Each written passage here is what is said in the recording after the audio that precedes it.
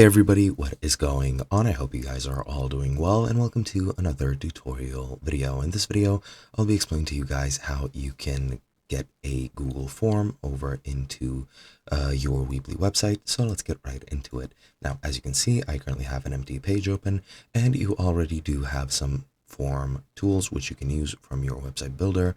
As you can see, you have your contact form which you can add, you have your newsletter form which you can also add, and these are pretty good sort of tools and not really replacements for Google Forms, but they are good to use if you're looking for something more simple. Let me just show you what they look like, just so that you don't have to, go ahead and use a Google form. However, if you wish to, you definitely can.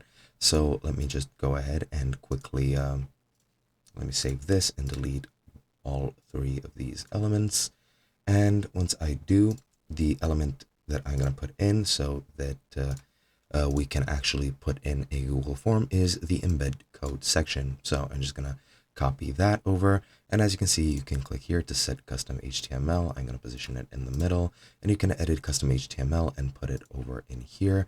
So let me just go ahead and do that really quickly. Let me just go over into Google Forms, and I'm going to show you how you can do that. And now I'm in Google Forms, and as you can see, I already have a form from before that I have done. So what you can do here is you can click here to send it. However, I'm pretty sure that gives you only the link.